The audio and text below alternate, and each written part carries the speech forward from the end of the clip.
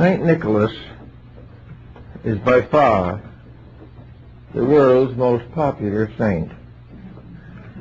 In the Book of Days, which is a calendar of world events published many years ago, it is stated that he probably is venerated by almost as many non-Christians as Christians, and that practically everyone who lives in a civilized country is in some way influenced by this concept. As a historical person, there have been grave misgivings, but these apply to practically all of the hagiology in the Golden Legend or History of Saints. Actually, he was almost certainly Archbishop of Myra, a Near Eastern Christian community. He was born and lived and died in the 4th century A.D. and gained his reputation for benevolence because it was his conviction, as it is in the case of Mother Teresa, that love, virtue, and religion are related directly to the needs of the needy and to the preservation and distribution of this world's goods among those who are in want.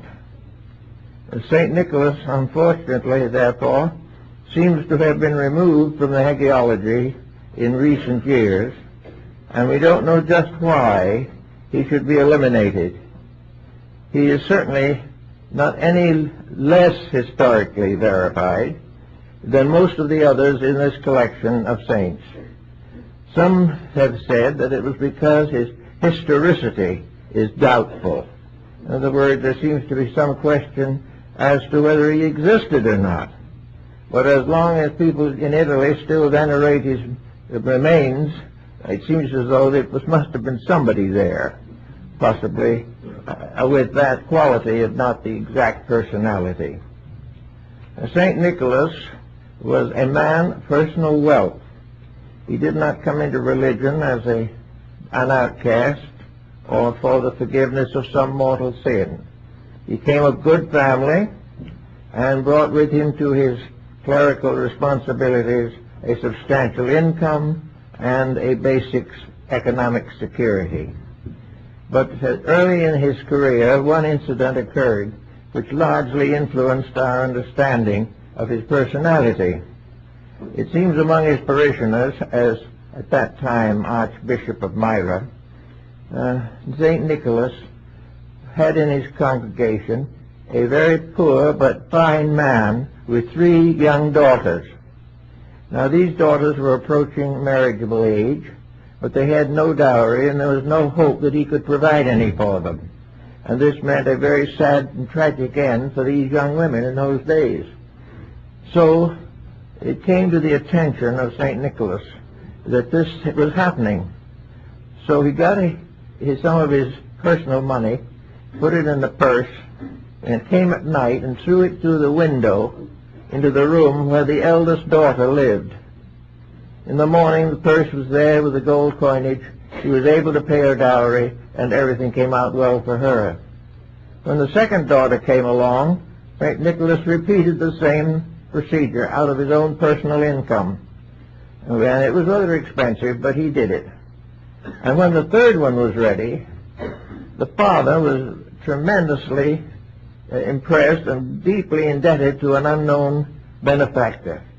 So he secreted himself in the garden of the house on the night that corresponded to the time when St. Nicholas appeared to the other daughters, and concealing himself, he waited. In due time, St. Nicholas arrived with his third purse, and the father came out and threw himself on his knees before the Archbishop. And this scene has been dramatized a great many times in various places. And St. Nicholas simply said to the man, "Tell no one. This is secret. Make any story you want, but never tell them who did it or where the money came from." And the man promised that he wouldn't. And this began the legend and tradition of St. Nicholas as the secret benefactor, the one who was never known, an invisible person who was always doing good in the world. Now, of course, we have all this in our present world living, but are very much concerned over the commercialization of Christmas. And it's possible that we could understand this a little better when we realize St. Nicholas Day in the calendar of saints was December 6th. He was not the saint of December 25th. The 25th was the sacred day of the Nativity of Jesus Christ. They are not identical events. And in the old way of custom of celebrating them, they were not united. The December 6th is the Children's Day in the old calendar. It was their day to be receiving presents and all that type of thing. It was the children's time, and much was made of it. Of course, in old days, there were no merchants of consequence. Gifts were usually made by hand, and that was the virtue of them. There was the secret coming, however, of a good person, a mysterious person who left goodies and sweetmeats and cookies and fruit for the little ones. In one of my books on Japanese lore and legendary, I have a little story, St. Nicholas Nakamura. And while I dressed the story, rearranged it somewhat, I actually saw the performance that I describe in that story, almost word for word. But it didn't happen in the little upstairs room. Actually, that performance was given in the Imperial Theater in Tokyo to an overwhelming house. Thousands of Japanese people came to see the Japanese celebration of Christmas Eve. And it was the same day, the same idea. And the little Japanese person, all fixed up in red and with a big white beard and cap, came down the chimney exactly as I described and distributed the gifts to the sleeping children. This is everywhere. It is done in Europe, Asia, Africa, everywhere. The question then seems to me to be why that day should be removed from the saint's calendar. Why is a date like that taken out when so many obviously dubious and doubtful personalities are retained in full splendor? The Church says that it does not deny the right to venerate St. Nicholas, but it is not obligatory. He is not canonical to consider him a saint, but in a non-canonical manner he may be worshipped without in any way going against the rules and regulations of the Church. He is recognized but not any longer sanctified. And at that time he is joined by another saint who also lost stature, Saint Christopher. Christopher carrying the Christ child is one of the most ancient of the symbolic religious symbols. The word Christopher itself means the Christ carrier. And that a few days after he was officially disclaimed for the calendar of saints, the sale of Christopher medals doubled. Everyone wanted one because he was the patron saint of travelers. And as a traveler, everyone belonging certainly to the Catholic denomination liked to have his medal. So that these shifts and things seem a little unreasonable in the face of our present spiritual needs. That there is a spirit of giving is tremendously important. The Bible, the words of Jesus, support the tremendous importance of sharing and giving. And that a symbol of this is being reduced, it seems to me, is unfortunate. Perhaps it lies in a peculiar fantasy that we have developed, to the effect that it is more gracious to receive than it is to give. At the present time, everyone wants things, but very few people want to give very much of themselves.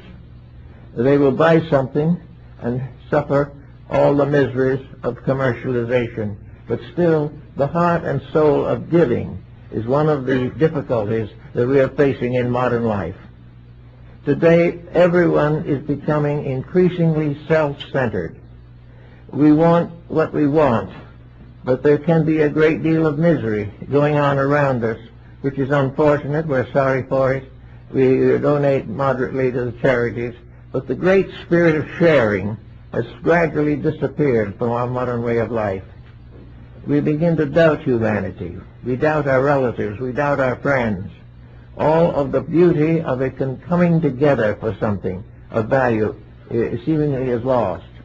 Now, of course, we don't think of Christmas largely as a merchant's holiday. In fact, it is one of the few occasions in the year in which small business must participate to survive. They depend, as many merchants depend upon the Christmas season to keep the store open. And this is also very unfortunate. So you don't want to say to them, take away all the gift sharing of Christmas. We don't want to say, take away from children that wonderful morning when everything is something supernatural almost is in the atmosphere. But why not go back to the original idea, namely, that gift giving is on December 6th. This is the time. Now in Japan they've solved that problem in another way. I happened to be in Japan one day on Children's Day. We have Father's Day and Mother's Day. How about having Children's Day or Family Day or something in which we accomplish what we want to accomplish in sharing? Let children have their Christmas Day, get them the presents, give them to them, do as you please, but separate it entirely from a sacred symbolism, the divine mystery of the Nativity of Christ. We must not continue this way or we're going to lose the whole thing. We are losing more and more of the spiritual overtone in every walk of life. Today there is a reaction against this. For the first time in many years, we see more and more people reclaiming their spiritual heritage or trying to build one in some way and by some appropriate means.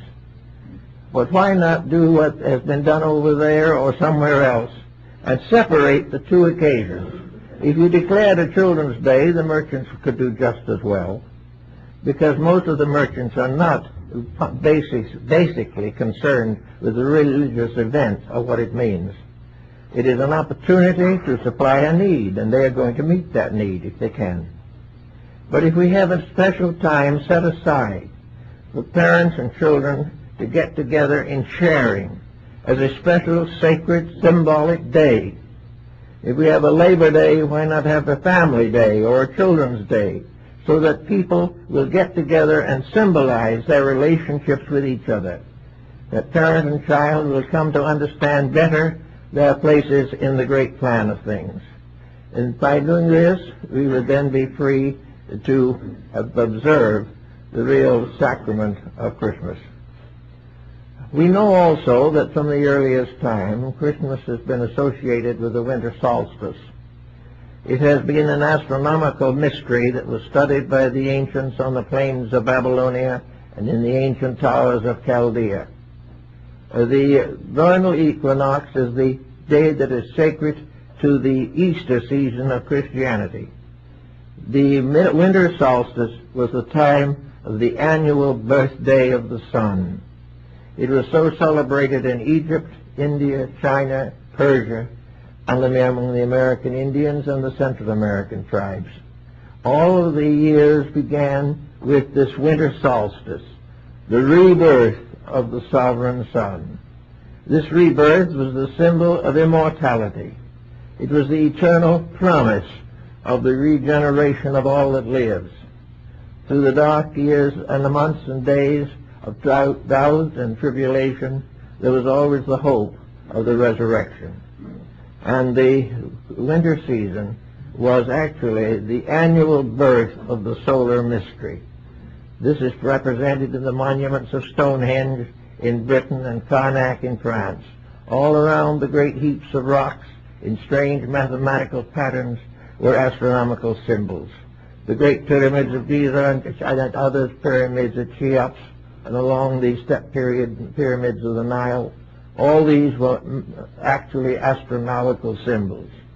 The great ancient observatories in India are of the same, and we find the same